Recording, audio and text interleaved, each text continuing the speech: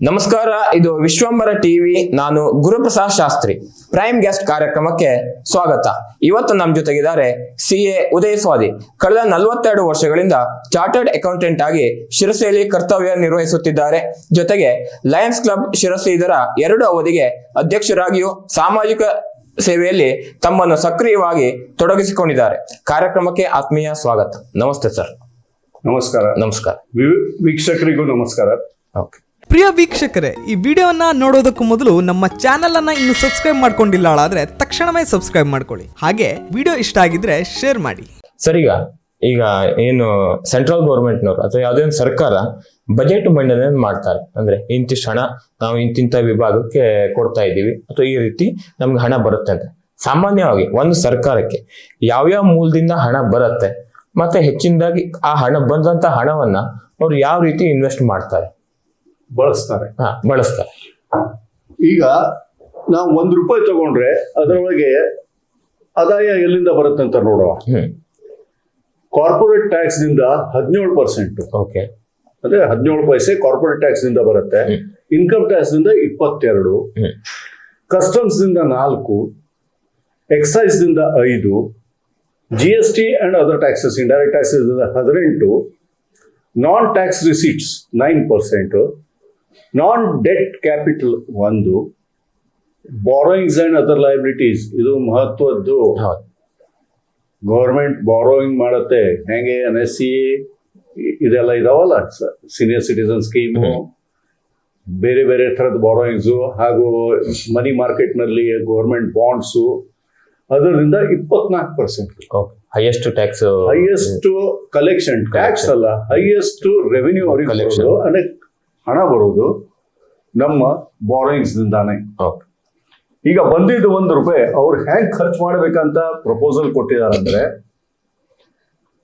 4% ಪೆನ್ಷನ್ಗೆ, central government employee ಯಾರು retire ಆಗ್ತಾರೆ ಅವ್ರಿಗೆ ಪೆನ್ಷನ್ ಕೊಡ್ಲಿಕ್ಕೆ 4%, ಸೆಂಟ್ರಲ್ ಸೆಕ್ಟರ್ ಸ್ಕೀಮಿಗೆ 16%, okay, major subsidies 6%, fertiliser subsidy ಇದೆ, ಬೇರೆ ಗ್ಯಾಸ್ ಸಬ್ಸಿಡಿ ಇದೆ, ಅದಕ್ಕೆ 6%, ಡಿಫೆನ್ಸ್ಗೆ 8%.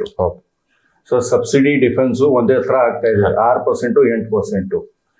State share of taxes and duties 22%. Finance commission of other transfers 8%. Centrally sponsored scheme 8%. Central ಕೆಲವು ಸ್ಪಾನ್ಸರ್ಡ್ ಸ್ಕೀಮ್ ಇದಾವೆ, ಅದಕ್ಕೆ 8%. Other expenditure 8%. ಹಾಗೆ ಎಲ್ಲಕ್ಕಿಂತ ದೊಡ್ಡ ಮೊತ್ತ ಇಂಟ್ರೆಸ್ಟ್ ಪೇಮೆಂಟ್. ಈ ಎಲ್ಲ ಬಾರೋಯಿಂಗ್ಸ್ ಏನ್ ಮಾಡಿರ್ತಾರಲ್ಲ ಅದಕ್ಕೆ ಇಂಟ್ರೆಸ್ಟ್ 20%. ಸೊ ರೂಪಾಯಿನಲ್ಲಿ 5 ಭಾಗ ಬಡ್ಡಿ ಕೊಡ್ಲಿಕ್ಕೆ ಹೋಗ್ತಾ ಇದೆ. ಹಾಗೆ ಇದು ಯಾಕೆ ತಗೊಳ್ಳೋದಾಗತ್ತೆ ಬಾರೋಯಿಂಗ್ಸ್ ಅಂದ್ರೆ, ನೀವು ಕೇಳ್ಬೋದು ಫಿಸ್ಕಲ್ ಡೆಫಿಸಿಟ್ ಅಂದ್ರೆ ಏನು. ಈಗ ಸಾಮಾನ್ಯ ಬಜೆಟ್ ಕೇಳಿದ ತಕ್ಷಣ ಫಿಸ್ಕಲ್ ಡೆಫಿಸಿಟ್ ಅಂತ ಅದು ಕಾಮನ್ ಆಗಿ ಬಂದ್ಬಿಡತ್ತೆ. ಅದಂದ್ರೆ ಏನು ಅದು? ಫಿಸ್ಕಲ್ ಡೆಫಿಸಿಟ್ ಅಂದ್ರೆ ಗೌರ್ಮೆಂಟ್ ಒಂದ್ಸಲ ಬಜೆಟ್ ಮಾಡ್ಬೇಕಾದ್ರೆ ಯಾವ ಸ್ತೋತ್ರಗಳಿಂದ ಅವರಿಗೆ ಹಣ ಬರ್ಬೋದು, ಅವ್ರು ಎಷ್ಟು ಖರ್ಚು ಮಾಡಬೇಕು ಇದ್ರ ಲೆಕ್ಕಾಚಾರ ಮಾಡಿರ್ತಾರೆ.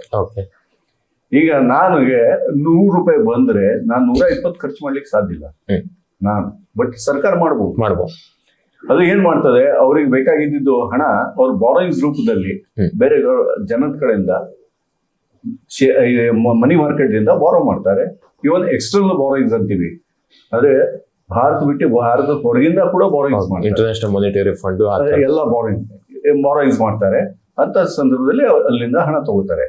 ಅವಾಗ ಅದರೊಳಗೆ ಏನು ಡಿಫ್ರೆನ್ಸ್ ಇರುತ್ತೆ ಆದಾಯ ಮತ್ತೆ ಖರ್ಚಿಗೆ, ಅದಕ್ಕೆ ಡೆಫಿಸಿಟ್ ಅಂತಾರೆ. ಈ ಡೆಫಿಸಿಟ್ ಪ್ರಮಾಣ ಜಾಸ್ತಿ ಆದಂಗೆ ತೊಂದರೆ ಉಂಟಾಗುತ್ತೆ, ಆರ್ಥಿಕತೆ ಕುಸಿತತೆ, ಇನ್ಫ್ಲೇಷನ್ ಜಾಸ್ತಿ ಆಗುತ್ತೆ. ಅದೆಲ್ಲ ವಿಚಾರ ಮಾಡ್ಕೊಂಡೆ ಈ ಸತೆ ಅವರು 4.4% ಆಫ್ ದ GDP ಅದಕ್ಕೆ ರೆಸ್ಟ್ರಿಕ್ಟ್ ಮಾಡಬೇಕು ಡೆಫಿಸಿಟ್. ಇದು ಅದಕ್ಕಿಂತ ಜಾಸ್ತಿ ಆಗ್ಬಾರ್ದಂತ ಪ್ರಯತ್ನ ಮಾಡ್ತಾ ಇದ್ದಾರೆ. ಅದೇ ಹಿಂದಿನ ವರ್ಷ ಅದು 4.8 ಇತ್ತು. ಅದು ಈಗ ಮತ್ತೆ ಕಡಿಮೆ ಮಾಡ್ಲಿಕ್ಕೆ ಪ್ರಯತ್ನ ಮಾಡ್ತಾ ಇದ್ದಾರೆ. ಈ ಡೆಫಿಸಿಟ್ GDPದು 4.4%. ಈಗ presently outstanding loan liabilities government ಇಂದು 56.1% ಇದೆ ಆಫ್ GDP. GDP 56.1% ಇದೆ ಲಯಬಿಲಿಟೀಸ್. ಅದು ಕಡಿಮೆ ಮಾಡಿ 50% 2031 ತನಕ ತರಲಿಕ್ಕೆ ಪ್ರಯತ್ನ ಮಾಡೋರಿದ್ದಾರೆ ಮುಂದಿನ ಒಂದು 6 ವರ್ಷದಲ್ಲಿ. 6 ವರ್ಷದಲ್ಲಿ. ಆಮೇಲೆ ಬರೋ ವರ್ಷದಲ್ಲಿ ನಮ್ GDP ರೇಟ್ ಏನು ಇರ್ಬೋದು ಅಂತ ಅದ್ರ ಬಗ್ಗೆನೂ ಮಾತಾಡಿದ್ದಾರೆ. 6.3 ದಿಂದ 6.8% ತನಕ ನಮ್ GDP ಗ್ರೋತ್ ಆಗಬಹುದು. ನಮ್ಮ ಪ್ರೆಸೆಂಟ್ಲಿ GDPದು ಸೈಜು $3.4 ಟ್ರಿಲಿಯನ್ ಇದೆ. ಈಗ ನಾವು ವರ್ಲ್ಡ್ಸ್ ಲಾರ್ಜೆಸ್ಟ್ ಫಿಫ್ತ್ ಇಕಾನಮಿ. ಇನ್ನೊಂದು 3 ವರ್ಷದಲ್ಲಿ ಅವರು $5 ಟ್ರಿಲಿಯನ್ US ಒಯ್ಯೋ ವಿಚಾರ ಇಟ್ಕೊಂಡಿದ್ದಾರೆ. ಸಾಧ್ಯ ಕೂಡ ಇದೆ. ಅವಾಗ ಇಂಡಿಯಾ 3ನೇ ಕ್ರಮಾಂಕಕ್ಕೆ ಬರುತ್ತೆ. ಥರ್ಡ್ ಲಾರ್ಜೆಸ್ಟ್ ಇಕಾನಮಿ ಬರುತ್ತೆ.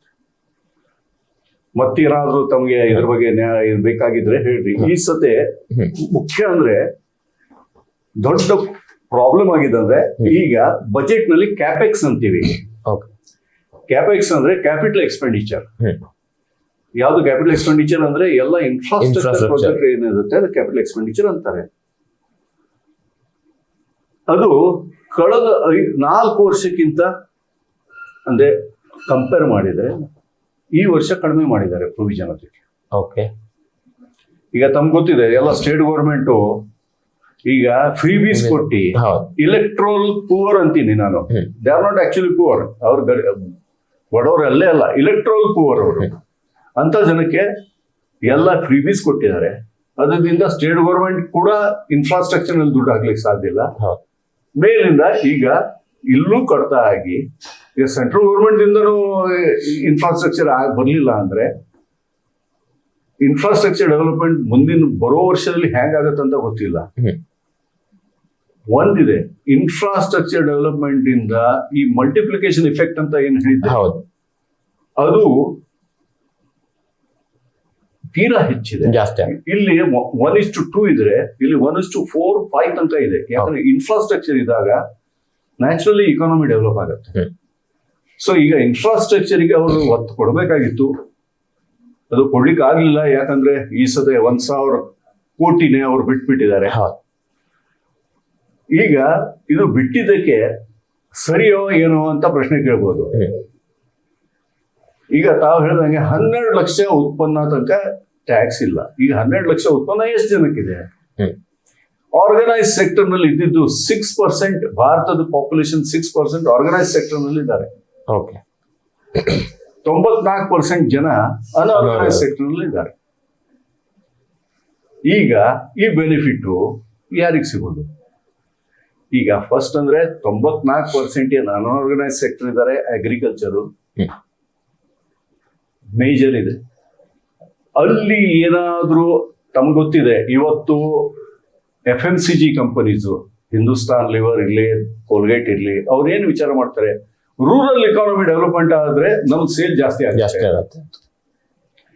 ಸೊ ಇದ್ರ ಮೇಲೆ ಗೊತ್ತಾಗ್ಬೋದು, ನಾವು ಯಾರು 12 ಲಕ್ಷ ದುಡಿತಾ ಇದ್ದಾನೆ ಅವನಿಗೆ $100 ಜಾಸ್ತಿ ಸಿಕ್ಕಿದ್ರೆ ಅವ್ನು 95 ಖರ್ಚು ಮಾಡ್ತಾನೋ ಇಲ್ಲೋ ಗೊತ್ತಿಲ್ಲ. ಬಟ್ $100 ಅದೇ ಬಡವನಿಗೆ ಸಿಕ್ಕಿದ್ರೆ ಅವ್ನು ಖಂಡಿತ 100ಕ್ಕೆ 100 ಖರ್ಚು ಮಾಡ್ತಾನೆ. ಸೊ ಇದು ನಾವು ಡೆವಲಪ್ಮೆಂಟ್ ವಿಚಾರ ಮಾಡಬೇಕಾದ್ರೆ ಈ ವಿಚಾರ ಇಟ್ಕೊಂಡು ಹೋಗ್ಬೇಕಾಗಿತ್ತು. ಅದು ನನ್ನ ಅನಿಸಿಕೆ. ನಾ ಇದು ಹೇಳೋದಿಲ್ಲ, ಯಾಕಂದ್ರೆ ದೊಡ್ಡ ದೊಡ್ಡ ಜನ ಇದ್ರೊಳಗೆ ಏನಂತಾರೆ IRS ಆಫೀಸರ್ಸ್ ಇರ್ತಾರೆ, ಎಕಾನಮಿಸ್ಟ್ ಇರ್ತಾರೆ. ಸೊ ಅದೆಲ್ಲ ವಿಚಾರ ಇಟ್ಕೊಂಡೆ ನಮ್ಮ ಪ್ರೈಮ್ ಮಿನಿಸ್ಟರ್ ಮೋದಿ ಅವರು ಮತ್ತೆ ಹಾಗೆ ಫೈನಾನ್ಸ್ ಮಿನಿಸ್ಟರ್ ಡಿಸಿಷನ್ ತಗೊಂಡಿರ್ಬೇಕು. ಈಗ ಡಿಫೆನ್ಸಿಗೂ ಕೂಡ 8%. ಅದು ನಾವು ಚೈನಾ ಜೊತೆ ಕಂಪೇರ್ ಮಾಡಿದ್ರೆ ಎಂಥದ್ದು ಇಲ್ಲ. ಚೈನಾ ಸಾಧಾರಣ ಈಗ ನಮ್ದು ಡಿಫೆನ್ಸ್ಗೆ 4,91,732 crores ಖರ್ಚು ಮಾಡ್ತಾ ಇದೀವಿ. 5 lakh crores. 5 lakh crores ಮಾಡ್ತಾ ಇದೀವಿ. ಅದೇ 22 lakh crores ಚೈನಾದಿದೆ. ನಮ್ಗಿಂತ 4 ಪಟ್ಟು ಜಾಸ್ತಿ ಇದೆ.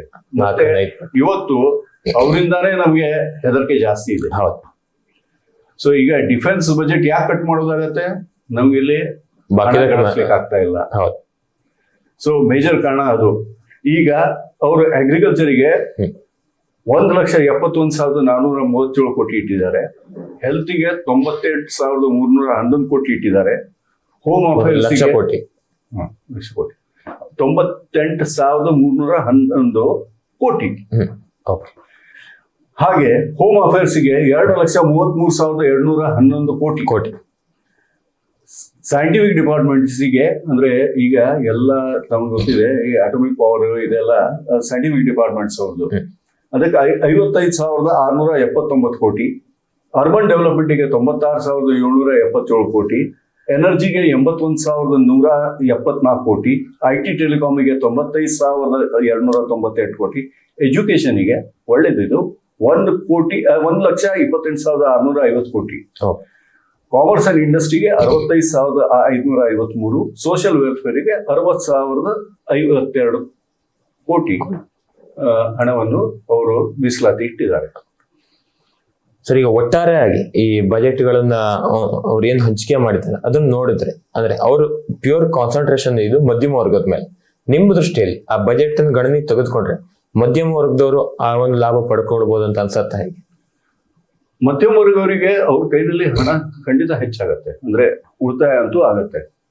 ಬಟ್ ಅವರು ಸ್ಪೆಂಡಿಂಗ್ ಹೆಂಗ್ ಮಾಡ್ತಾರೆ ಅದ್ರ ಮೇಲಿದೆ. ಈಗ ಅದು ಕನ್ಸಂಪ್ಷನ್ಗೆ ಹೋಗ್ತಾರ, ಸೇವಿಂಗ್ಸಿಗೆ ಹೋಗ್ತಾರ, ಈಗ ಹೇಳಲಿಕ್ಕೆ ಸಾಧ್ಯ ಇಲ್ಲ.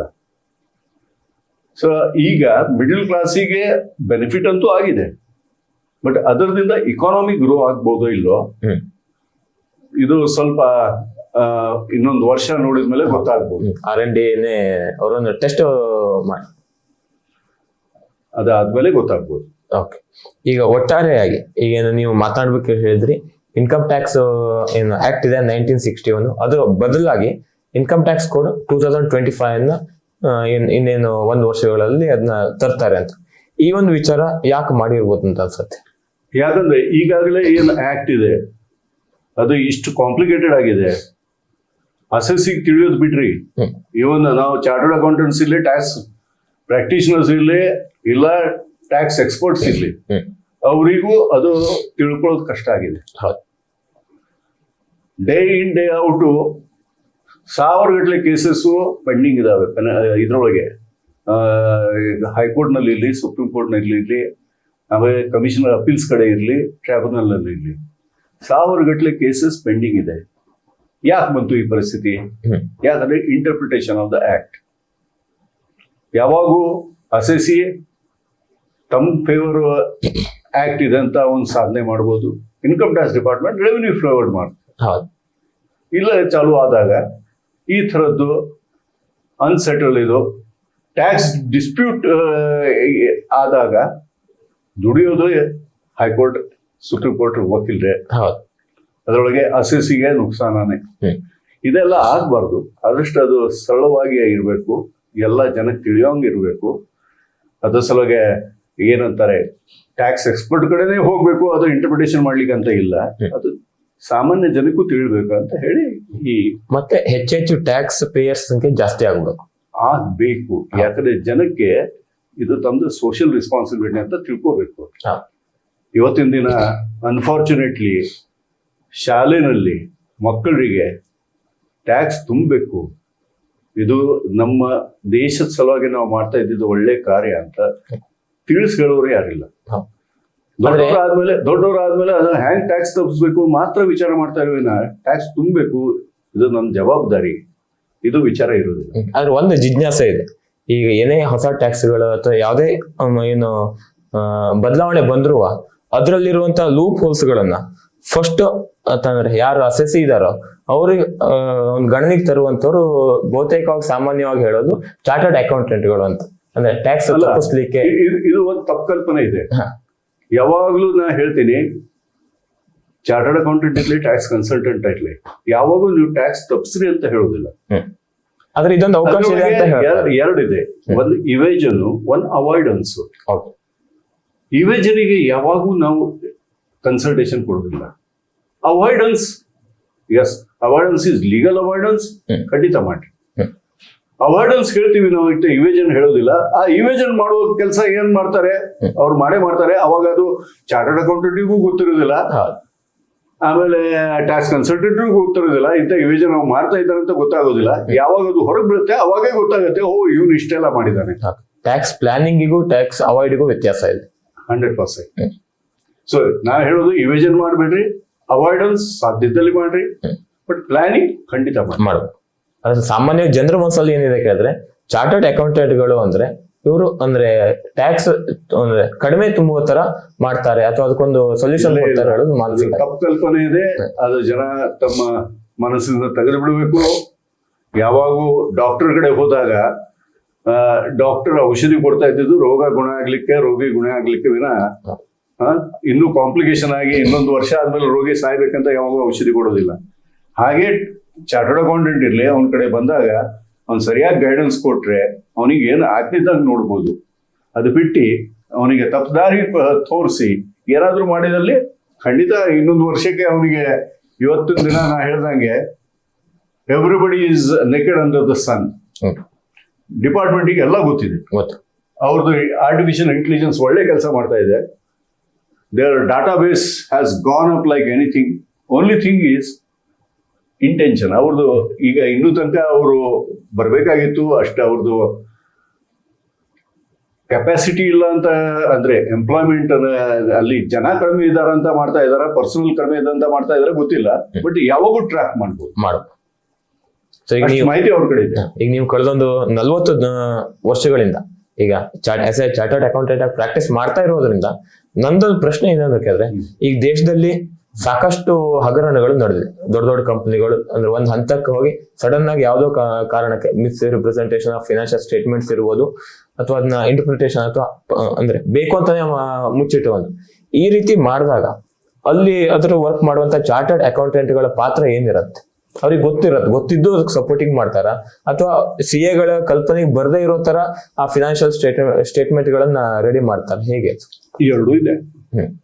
ನಾ ಹೇಳುದಿಲ್ಲ ಎಲ್ಲ ಚಾರ್ಟರ್ಡ್ ಅಕೌಂಟೆಂಟ್ ಒಳ್ಳೆಯವರಿದ್ದಾರೆ ಅಂತ ನಾನು ಹೇಳುದಿಲ್ಲ. ಕೆಲವು ಜನ ಇರ್ತಾರೆ, ಕೆಟ್ಟವರು ಇರಲ್ಲ, ಬ್ಲ್ಯಾಕ್ ಶಿಪ್ಸು ಇರ್ತಾರೆ, ಇಲ್ಲ ಅಂತ ಇಲ್ಲ. ಬಟ್ ಅದು ಸರಿಯಲ್ಲ. ಯಾಕಂದ್ರೆ ಯಾವತ್ತು ನಾವು ವಂಚನೆ ಮಾಡ್ತಾ ಇದ್ದಿದ್ದು ಖಾಲಿ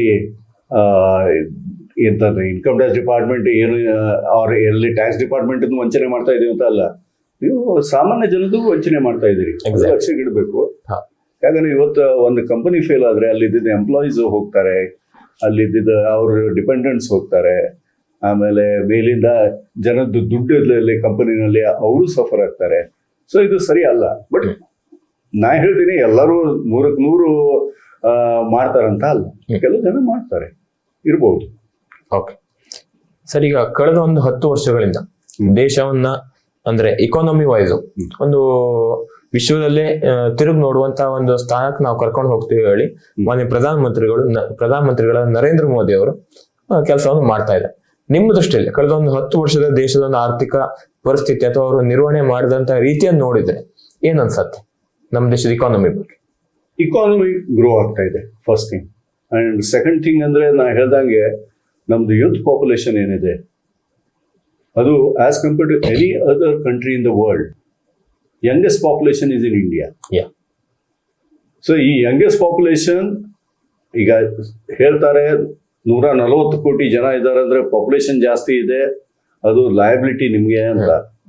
ಅದು ಖಂಡಿತ ಇಲ್ಲ, ಅಸೆಟ್ ಅಂತ ನಾವು ತಿಳ್ಕೋಬೇಕು. ಈ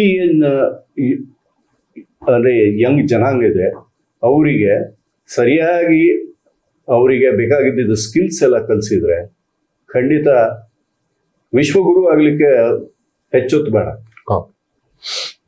ಸರ್, ಒಟ್ಟಾರೆಯಾಗಿ ಈಗೇನು ಅಂದ್ರೆ ಒಂದು ದೇಶದ ಒಂದು ಆರ್ಥಿಕ ಪರಿಸ್ಥಿತಿ ಅಥವಾ ಆರ್ಥಿಕ ಸ್ಥಿತಿಯನ್ನ ಒಂದು ಒಳ್ಳೆ ಹಂತಕ್ಕೆ ಕೊಂಡೊಯ್ಯುವಲ್ಲಿ ಈಗ ಒಂದು ಸಾಮಾನ್ಯ ಜನರು ಅಂದ್ರೆ ಒಂದು ಎಷ್ಟೇ ರೂಪಾಯಿ ದುಡಿಲಿ ಅವ್ರ ಪಾತ್ರ ಏನಿರುತ್ತೆ ಅಂತ ನಿಮ್ದು ಎಕ್ಸ್ಪೆಕ್ಟೇಷನ್? ಸಾಮಾನ್ಯ ಜನದ್ದು ಒಂದಿದೆ.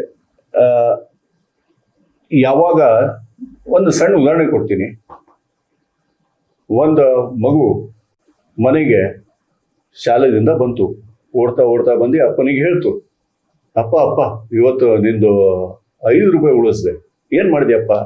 ನಾ ಬಸ್ಸಿಂದ ಓಡ್ತಾ ಬಂದೆ ಅಂತ.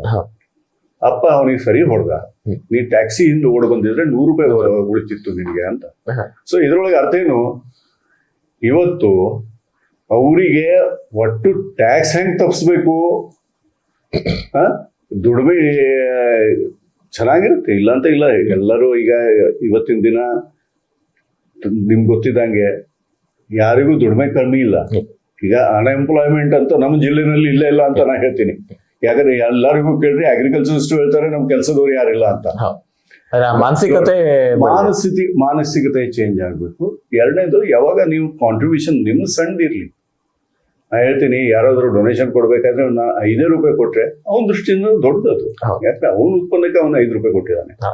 ಅವ್ನು ಅದೇ ಶ್ರೀಮಂತ ಇದ್ದವನು 5 ಲಕ್ಷ ಕೊಡ್ಬೋದು. ಪ್ರಶ್ನೆ ಅದು. 10 ರೂಪಾಯಿ ಉತ್ಪನ್ನ ಇದ್ದವನು 5 ರೂಪಾಯಿ ಕೊಟ್ಟ 50% ಡೊನೇಟ್ ಮಾಡ್ದಂಗ ಆಯ್ತು. ಅವಾಗ ಇನ್ವಾಲ್ವ್ಮೆಂಟ್ ಇದ್ರೊಳಗೆ ನಂದು ಇಕಾನಮಿ ಇಲ್ಲಿ ನಮ್ಮ ಇದ್ರೊಳಗೆ ಇರ್ಲಿ, ನಂದು ಇನ್ವಾಲ್ವ್ಮೆಂಟ್ ಇದೆ, ನಂದು 5 ರೂಪಾಯಿ ಕಟ್ಟಿದೀನಿ ಅಂತ ಯಾವಾಗ ಚಾಲು ಆಗತ್ತೆ, ಸಾಮಾನ್ಯ ಜನನು ಇದು ಫಾಲೋ ಮಾಡ್ಲಿಕ್ಕೆ ಚಾಲು ಮಾಡ್ತಾರೆ. ಖಂಡಿತ ಭಾರತ ದೇಶ ಮತ್ತೆ ಯಾರಿಗೂ ಹಿಂದೆ ನೋಡೋದು ಬೇಡ. ಇವತ್ತಿನ ಪ್ರೈಮ್ ಗೆಸ್ಟ್ ಕಾರ್ಯಕ್ರಮದಲ್ಲಿ ನಮ್ ಜೊತೆ ಉಪಸ್ಥಿತರಿದ್ದು ಅಭಿಪ್ರಾಯ ಅನಿಸಿಕೆ ಹಂಚಿಕೊಂಡಿರುವ CA ಉದಯ್ ಸ್ವಾದಿ ಇವರಿಗೆ ವಿಶ್ವಂಬರ ಟಿವಿ ವತಿಯಿಂದ ಹೃತ್ಪೂರ್ವಕ ಕೃತಜ್ಞತೆಗಳನ್ನ ಸಲ್ಲಿಸ್ತಾ ಇದ್ದೀವಿ. ವಿಶ್ವಂಬರ ಟಿವಿ ಕುರಿತಾಗಿ ಒಂದೆರಡು ಅನಿಸಿಕೆಯನ್ನ ಹಂಚ್ಕೋಬೇಕಂತ ಕೇಳ್ಕೊತೀನಿ. ಅಲ್ಲ, ನೀವೇನ್ ಮಾಡ್ತಾ ಇದ್ದೀರಿ, ನಾ ಎಲ್ಲ ನಿಮ್ಮದು ಯೂಟ್ಯೂಬ್ ಚಾನೆಲ್ ನಲ್ಲಿ ನೋಡ್ತಾ ಇದ್ದೀನಿ. ಚೆನ್ನಾಗಿ ಮಾಡ್ತಾ ಇದ್ದೀರಿ. ಬೇರೆ ಬೇರೆ ಜನ ಅದೇ ಸ್ಟೇಟನಿಂದ ಜನ ಬರ್ತಾ ಇದ್ದಾರೆ. ನಮ್ಮ ಸಮಾಜದಲ್ಲಿ ಇದ್ದಿದ್ದು ಎಲ್ಲಾ ಥರದ್ದು ಜನ ನೀವು ಇಲ್ಲಿ ಕರೆದಿ ಅವರಿಂದ ಹೀಗೆ ಇಂಟರ್ವ್ಯೂ ತಗೊಂಡು ಎಲ್ಲರಿಗೂ ಇದು ಮಾಡ್ತಾ ಇದ್ದೀರಿ. ಒಳ್ಳೆ ಕೆಲಸ ಮಾಡ್ತಾ ಇದ್ದೀರಿ. ಹೀಗೆ ಮುಂದೆ ನಡೀಲಿ. ಮತ್ತೆ ಹೇಳ್ದಂಗೆ ಇದು ಈ ರೆಗ್ಯುಲರ್ ಟಿವಿ ಚಾನಲ್ ಆಗಲಿ ಅಂತ ಆಶಿಸ್ತಾ ಇದ್ದೀನಿ. ಧನ್ಯವಾದಗಳು. ಧನ್ಯವಾದ.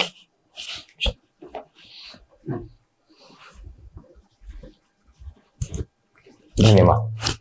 ವೀಕ್ಷಕ ಮಹಾಪ್ರಭುಗಳೇ, ನಮ್ಮ ಚಾನಲ್ ಅನ್ನು ಸಬ್ಸ್ಕ್ರೈಬ್ ಮಾಡಿ, ಶೇರ್ ಮಾಡಿ, ಪ್ರೋತ್ಸಾಹಿಸಿ.